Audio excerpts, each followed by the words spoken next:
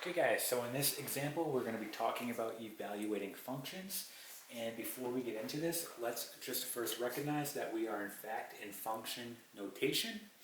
And again, recall that we treat f of x here just like we would y, right? So in other words, our input here is going to be x, right? So here and here, this is our input, right? And our output, okay, is going to be this whole thing here, f of x, our output. Okay, so essentially what they want to know here is the following. They want to know f of -3. So essentially what that's saying is they want to know what the value of this function is going to be, f of x, right, when x is -3.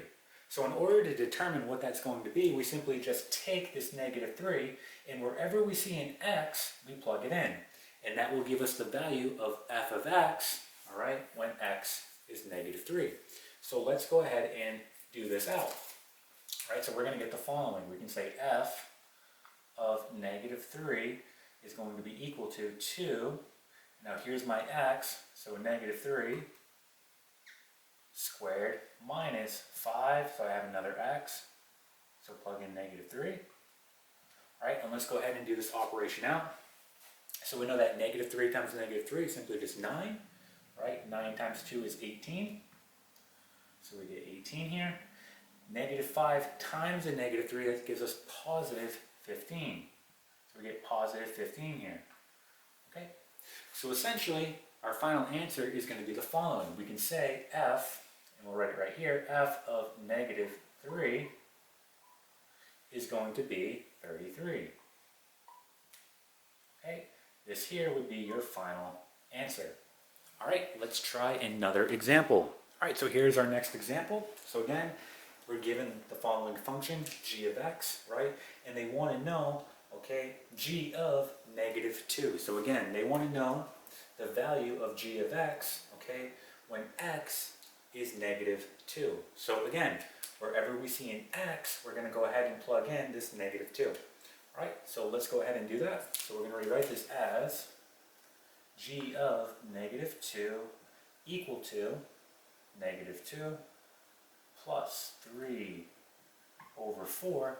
And now here's my x, so I'm replacing it with -2. And again, this is multiplication here. So we'll use parentheses to separate. And let's just go ahead and do this out.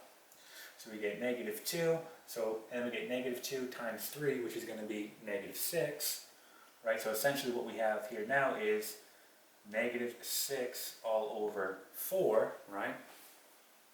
And we can go ahead and reduce this guy here. So doing that, we get the following, right? We know that 2 is going into 6, right? That will go in 3 times. And we know that 2 will go into 4 2 times. All right. So our last step here, we just want to go ahead and combine these two. So we know that this is really over 1, right? So in order to subtract these fractions here, right, we're simply just going to multiply the denominators to get a common denominator, which is going to be 2, right? 1 times 2 is 2.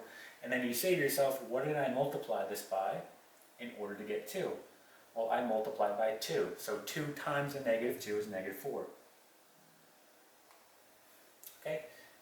We look at this one now. So what did I multiply this by in order to get 2? I multiplied by 1. So 1 times a -3 is -3. All right? And essentially what you're going to be left with is the following. G of -2, right, is going to equal, so we know -4 and a -3 make -7. So we have -7, right, all over 2. Okay? And that would be your answer for this one. Okay? And that is it.